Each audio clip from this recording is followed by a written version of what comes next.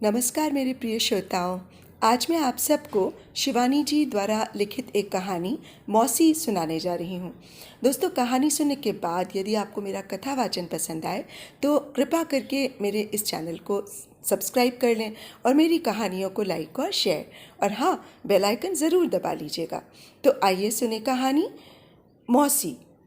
Lalkuan station से धूमिल पर्वत श्रेणियों का बिखरा वैभव देखकर मिसेस बेदी की आंखें सहसा भर आईं। कितनी प्यारी लग रही थीं वे पहाड़ों की ऊंची ऊंची चोटियां। इन्हीं को देखने वे पूरे 15 वर्षों से तड़प रही थीं। फक फक धुआं छोड़ती दो दो इंजन जुड़ी रेल उन्हें नैनीताल के जितना ही निकट ला रही थी, उतने ही वेग से उनका कलेजा धक धक किए जा रहा था। क्या पता कक्का उसी दिन की तरह चोटी पकड़कर कमरे में पटक दें, पर अब बेचारी चोटी ही कहाँ थी। अपने फर्स्ट क्लास के कूपे में अकेली ही थीं वे। इसी से जोर से हंस पड़ी। चटपट उन्होंने कलाई में बंधी घड़ी में समय देखा। उफ, हल्द्वानी आता ही होगा। आईना निकालकर अपने चेहरे पर स्वयं ही तरस आ गया। रास्ते की थकान से पीला सा चेहरा जरा सा निकल आया था। फेदर कट कटे बालों की रूखी अलकें हवा में उड़कर इधर उधर बिखर गई थीं। उन्होंने बालों को ब्रश से संवारा, सूखे होठों पर लिपस्टिक फेरी और बिस्तर लपेटने लगी। असाधारण व्यक्तित्व था मिसेस मनमोहन बेदी का। आर्मी क्लब के मेजर जनरल दामले ने उनको नाम दिया था सोफिया लॉरेन। उनका रंग गेहुआ था, किंतु आंखें थी गहरी नीली, जिनके लंबे घने पक्ष्म झुक झुक कर स्वयं ही ऊपर को उठ गए थे। यहाँ पक्ष्म से मतलब है पलकें। उनके सदा हल्के से खुले रहने वाले अधर पुटों से झांकती उनकी अनारदाने सी दंत पंक्ति उनके पतले से चेहरे के पीलेपन को और भी उभार देती। इधर उनकी अवस्था ने उनके सौंदर्य को और भी अलस बना दिया था। लेडी डॉक्टर ने उन्हें चलते समय बुरी तरह सहमाया था। हद है मिसेस बेदी, इस हालत में इतनी दूर का सफ़र, कभी भी आपको दर्द उठ सकते हैं। कहाँ फिरोजपुर और कहाँ नैनीताल। पर मिसेस बेदी सिगरेट का कश खींचती मुस्कुराती रहीं और उसी शाम अपने भारी भारी 2 सूटकेसों में कपड़े ठूंस कर पहाड़ के लिए चल दी। चलते समय वे न सास से मिल पाईं न ससुर से। मिलकर करती भी क्या। सास ब्रिज खेलने क्लब गई थी और ससुर कहीं कॉकटेल पार्टी में थे। उनके ससुराल की हवेली एक बहुत बड़ी सराय ही तो थी। कब कौन आया और कब कौन गया किसी को पता नहीं रहता। इसी से मिसेस बेदी ऐसी अवस्था में भी भाग कर निकल आई थीं, जिससे उनकी चौथी संतान पर उनके श्वसुर कुल के पाप की छाया न पड़ जाए। गर्व से मस्तक उठाए हिमालय का साया उनके अजन्मे शिशु को चूम ले। देवदार और मंदार के घन ट्रुमों की छाया उनके दग्ध हृदय को शांति दे। काठगोदाम से वे नैनीताल की बस में बैठीं तो उन्होंने क्लांत आंखें मूंद लीं। जी में आने लगा कि ताली बजा बजा कर बच्चों की तरह गाने लगें। बस टूरिस्ट पारसी और बंगालियों से भरी पड़ी थी। सब पहाड़ देखने एक दूसरे पर गिरे पड़ रहे थे, किंतु मिसेस बेदी दोनों हाथ गोदी में धरे मुग्ध दृष्टि से एक एक गिरी शिखर की सुषमा को आंखों ही आंखों में पी रही थीं। एक एक मोड़ और घुर्नी उनकी स्मृति की तहें खोले जा रही थीं। नैनीताल आया तो वे चौंक गईं। अस्पताल पहुंचकर उन्होंने सामान लगाया और बरामदे की कुर्सी लगाकर बैठ गईं। मई का महीना था। नैनीताल अपने पूर्ण यौवन पर था। संध्या होते ही असंख्य डोंगियां ताल के शुभ्र नीलाभ जल में तैरने लगीं और जूही बेला के गजरों की गमक से नैनीताल के ओर छोर सुवासित हो उठे। मिसेस बेदी को लगा कि ताल की ठंडी हवा ने उनके समग्र रोग शोक क्षण भर में ही हर लिए थे। एक बार भी उन्हें खांसी का दौरा नहीं पड़ा। वही खांसी जिसे सैनिटोरियम की हवा और दवा भी ठीक नहीं कर पाई थी। ठीक भी कैसे होती, मन का चैन उन्हें था ही कहाँ। मर्द मरीजों का पूरा झुंड ही उनके पीछे हाथ धो के पड़ गया था। यहाँ तक कि स्वयं तरुण डॉक्टरों का दल भी बटन होल में पैंजी लगाकर उनके इर्द गिर्द भौरों सा मंडराने लगा था। दोष उन बेचारों का नहीं, उनके अनोखे व्यक्तित्व का था। उनके जिस सत्यानाशी आकर्षण ने उनका घर द्वार छुड़ा दिया था, उसी ने सैनिटोरियम भी छुड़वा दिया। घर लौटी तो ब्रिगेडियर बेदी छुट्टियों में घर आए थे। मिसेस बेदी उनके आलिंगन के बंधन के जाल में फंसी मृगी सी छटपटा उठी थीं। गलिष्ठ कुष्ठ से सड़ा कोड़ी भी यदि उन्हें अपने बाहुपाश में बांध लेता तो शायद इतना नहीं सिहरती। ब्रिगेडियर बेदी 6.5 फुटा सरदार था। उसका चेहरा अजब चतुष्कोण के आकार का था। उसके खाकी साफे की पटियाला कलगी की एक एक भांज पत्थर की मूर्ति पर तराशी सी उभरी रहती। काली दाढ़ी और मूछों पर वो न जाने क्या क्या प्रसाधन लगाकर वर्णिश्चित चमक दिए रहता। दाढ़ी के एक एक बाल को काले रेशमी तागे से बांधकर वो अपनी फौजी टुकड़ी के सिपाहियों की तरह ही अनुशासन में रखता। मजाल है कि एक भी बाल इधर से उधर हो जाए। तुर्रम मूछें ऊपर को उठाकर पतली होते होते सिगरेट के धुएं सी गालों के सीमांत तक पहुंचकर खो जाती। दोनों कदमों को एक दूसरे से सटाकर वो सदा एक आला फौजी अफसर की दर्शनीय चाल चलता। ब्रिगेडियर के चेहरे की एक एक रेखा निर्मम और क्रूर थी। पिछले 2 वर्षों से सरकार ने उसे नागा विद्रोहियों के दमन के लिए कहीं सीमांत पर भेज दिया था। उसके पहले के 2 ब्रिगेडियरों की नरमुंडों की माला नागा सरदार पहन चुका था। अब मेरी बारी है, ब्रिगेडियर मिसेस बेदी से कहता और उनका हृदय तनिक भी आतंकित नहीं होता। ब्रिगेडियर उनके 2 बेटों का बाप था, पर फिर भी पति को देखकर घृणा से उनका अंग प्रत्यंग से हर उठता। कभी इसी व्यक्ति के पीछे दीवानी होकर भूख प्यास मार लांछना सब भूल गई थीं।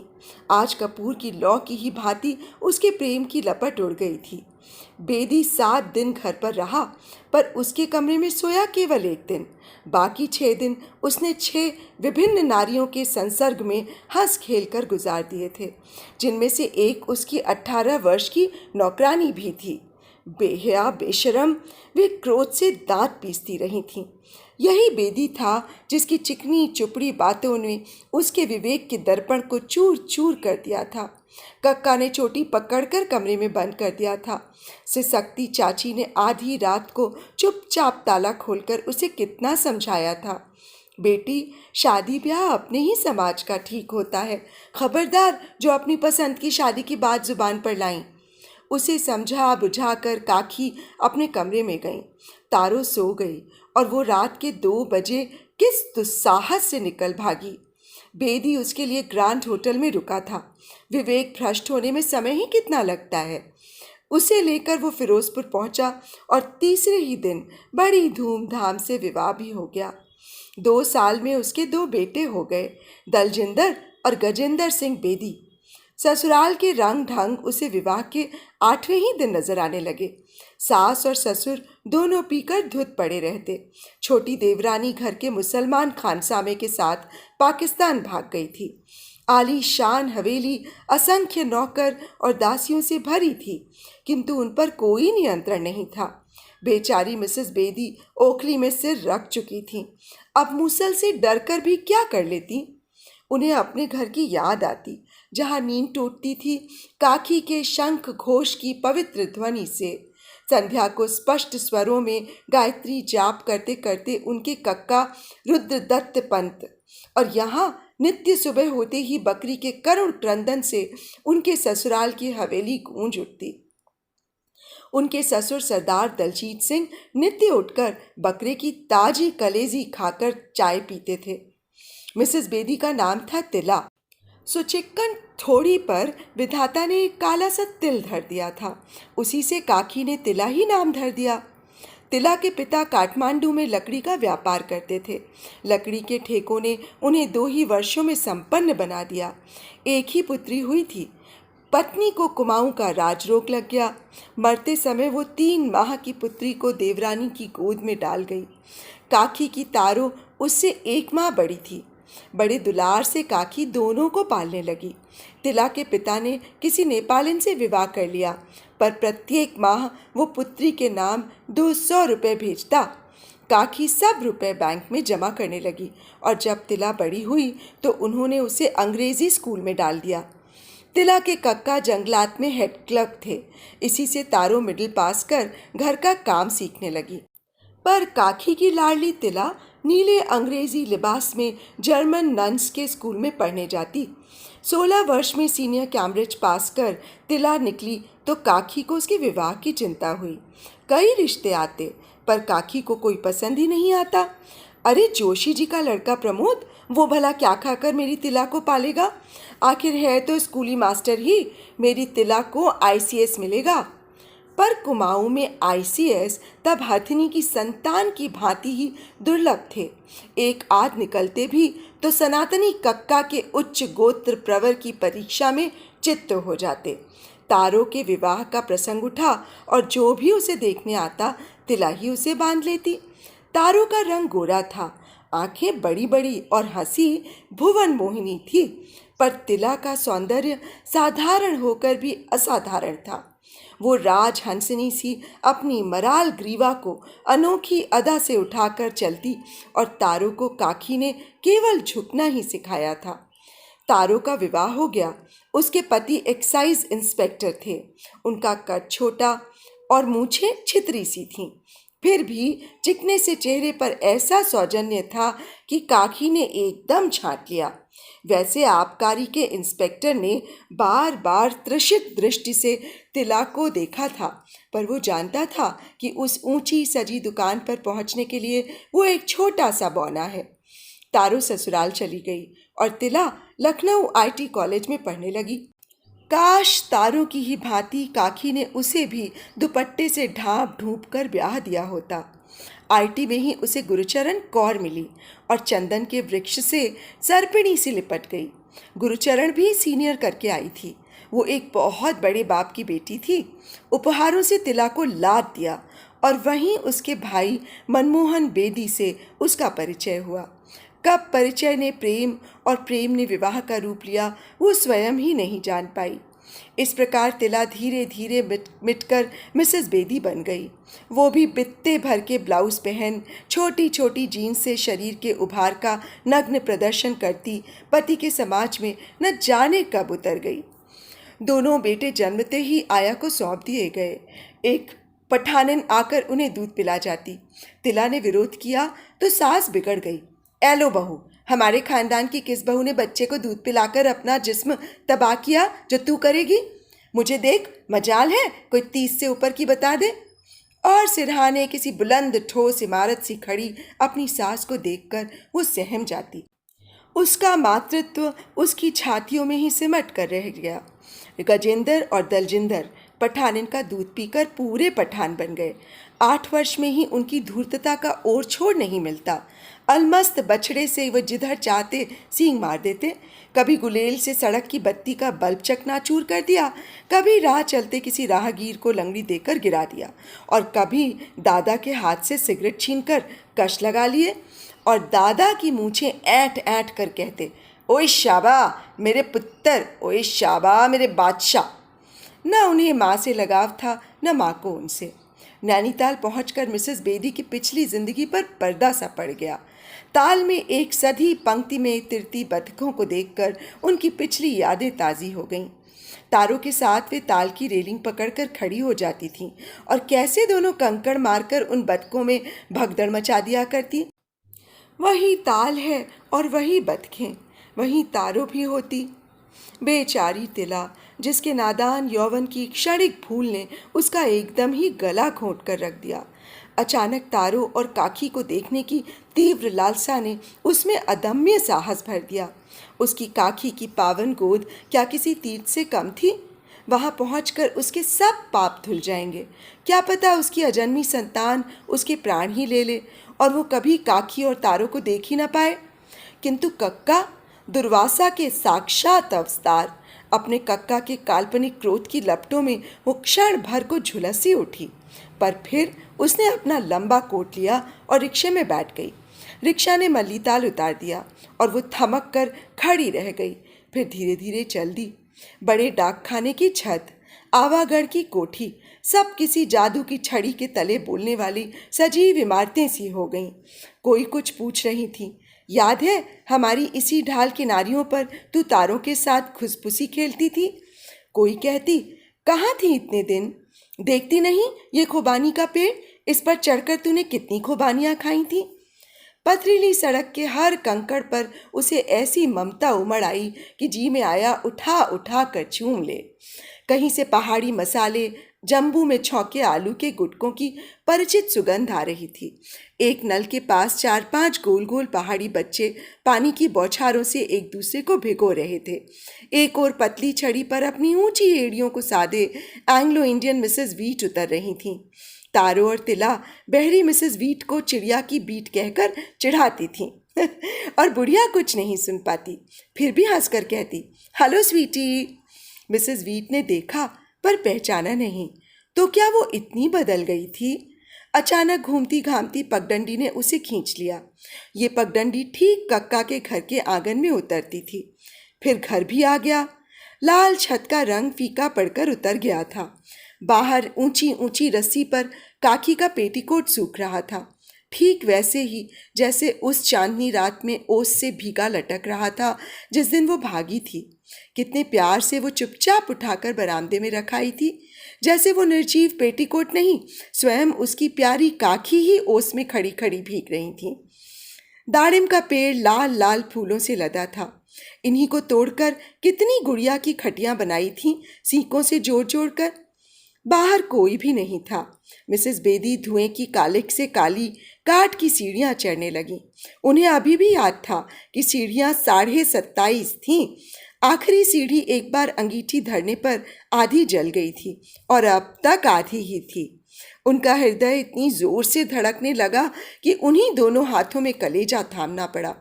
घर की नई मनहूसी से वे स्वयं ही चौंक पड़ी। कहीं काकी को कुछ हो तो नहीं गया? वे डायबिटीज की पुरानी मरीज थीं और डॉक्टर ने कभी कहा था कि उनका बेशुमार मोटापा ही कभी उनका शत्रु होगा।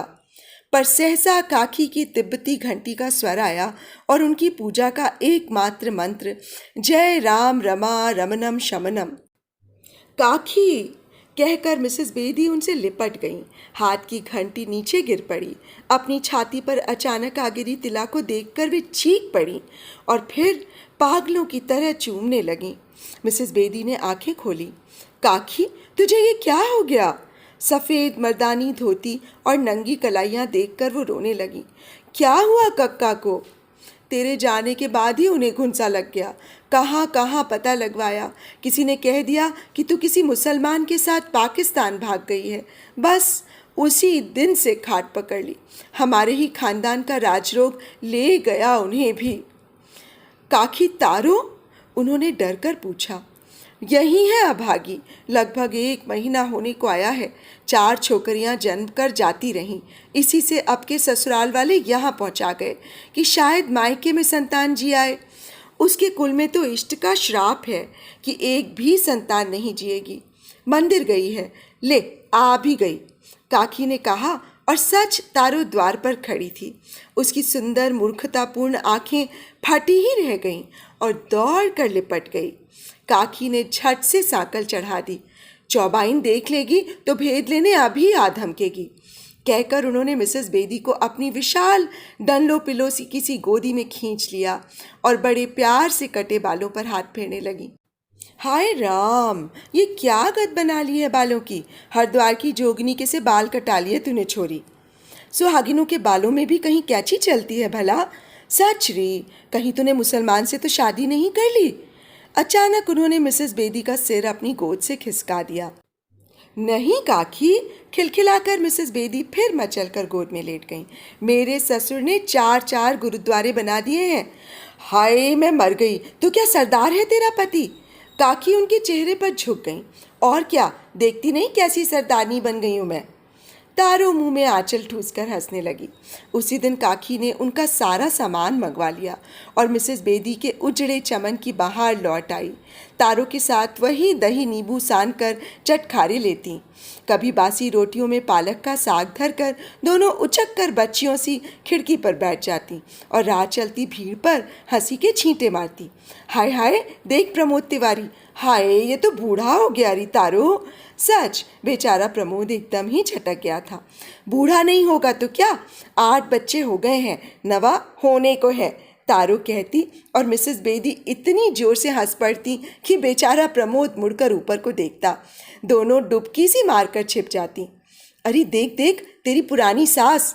प्रमोद के जाते ही तारो मिसेस बेदी को फिर ऊपर खींच लेती। साथ में बहू भी है, देख तो, रंग तो देख जरा बहू का, लगता है मडुए की जली रोटी है। दुनिया भर की लड़कियों में मीन मेख निकालती थी बुढ़िया, आखिर मिली ये सब्ज परी। शोक हरी साड़ी पहने घोर कृष्ण वर्णा बहू को लिए पंताइन जी ढाल पर स्टीमर रोलर सी लुढ़क रही थीं। इन्हीं के आईसीएस पुत्र सुरेश पंत से कभी तिला के विवाह का प्रसंग भी जुड़ गया था। तरुण सुरेश की सजीली चाल को तारों के साथ तिला इसी खिड़की से मुग्ध होकर देखती थी, पर इसी बुढ़िया ने प्रस्ताव खोटे सिक्के सा फेर दिया था। मेरा सूर्या तो आईसीएस है, समधियाना भी तो देखना पड़ेगा। इसी से तो समधियाना ही मिला, बुढ़िया को रंग रूप नहीं मिला, नहीं तो आज क्या तिला मिसेस बेदी बनती। हाय री, बुढ़िया तो और भी मुटा गई है। उन्होंने तारों से कहा, कहीं एक और आईसीएस तो नहीं है पेट में। तारो हंसते हंसते खिड़की से नीचे धम से गिर पड़ी। हंसी का शब्द सुनकर काकी आ गई और धमक लगाकर बोली, ले, उम्र हो गई पर अक्कल नहीं आई, ऐसी हालत और यहाँ मिलिट्री के जवानों सी कूदा फांदी हो रही है। अरे छोरियों, तुम्हें कुछ हो गया तो तुम्हारी ससुराल में क्या मुंह दिखाऊंगी। हाय काकी, बड़े प्यार से मिसेस बेदी उनके गले में हाथ डालकर बोली, मैं मर गई तो मेरी सास को तार जरूर कर देना। बुढ़िया 5-7 मनचले बुड्ढों को बुलाकर एक दावत ही दे डालेगी। तारो फिर खी कर कर दूरी हो गई। हट मरी, जब देखो तब हंसी। सब पड़ोस में तेरे आने की खबर फैल गई है। आज तो मंगल है, कोई नहीं आएगा, कल देख लेना नैनीताल उलट पड़ेगा। काकी बोली, हाय राम, भगवान करे तारो हम दोनों को कल दिन भर दर्द उठते रहें। और हुआ भी यही, दोनों पूरे दिन दर्द से तड़पती रहीं। काकी का बुरा हाल था, कभी एक के सिरहाने सतिया धराती तो कभी दूसरे के। आधी रात को एक ही रोहिणी नक्षत्र में एक ही छत के तले दोनों ने एक एक कन्या को जन्म दिया।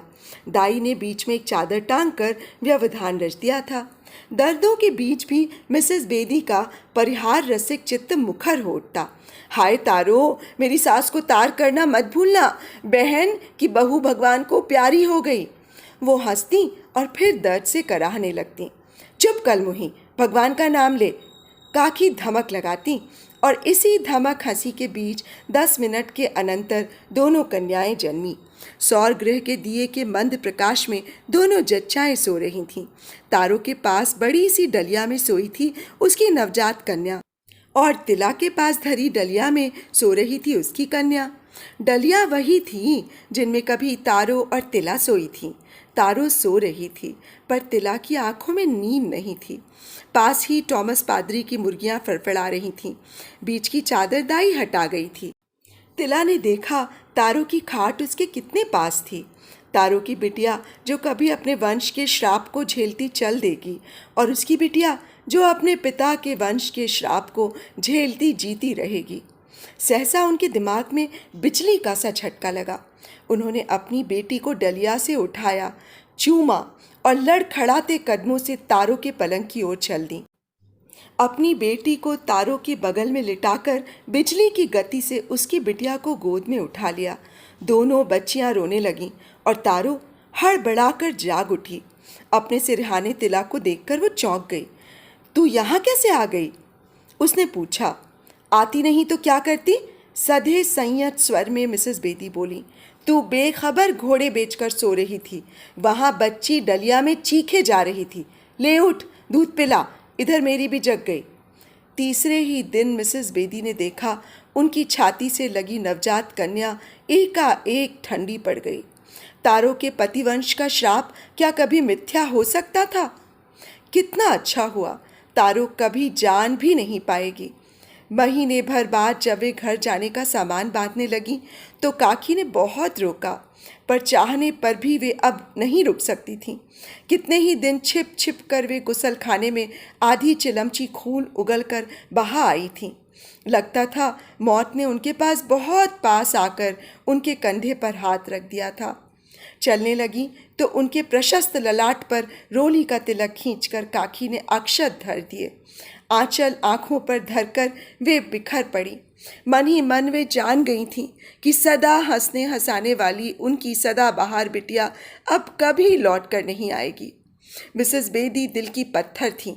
बचपन में भी कड़ी से कड़ी चोट लगने पर भी वे सदा होंठ काटकर रुलाई रोक लेती थीं। आज भी उनकी आंखें गीली नहीं हुईं। तारो बुरी तरह सिसके जा रही थी। उसकी गोरी नाक रोने से लाल हो गई थी। गोद की बिटिया कुनमुनाने लगी।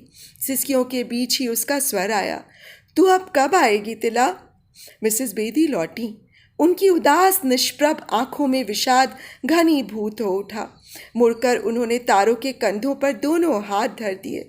तारो, मैं नहीं आ सकी तो अपनी इस बिटिया से कहना इसकी एक मौसी थी। जो वाष्प स्तंभित कंठ अवरुद्ध हो गया, आगे कुछ भी नहीं कह सकी। झुककर बेटी को चूमा और बिना मुड़े लंबी लंबी डगें भरती पगडंडी पर उतर गईं। तो अभी आप सुन रहे थे महान कथाकार शिवानी जी द्वारा लिखित एक कहानी मौसी। कितनी करुण कहानी थी एक ऐसी स्त्री की जिसकी एक क्षणिक आवेश की गलती ने उसके पूरी जिंदगी को एक श्राप में परिवर्तित कर दिया। दोस्तों, आपको मेरा कथावाचन कैसा लगा मुझे कमेंट बॉक्स में अवश्य बताइएगा। तो अब मुझे इजाज़त दीजिए। नमस्कार।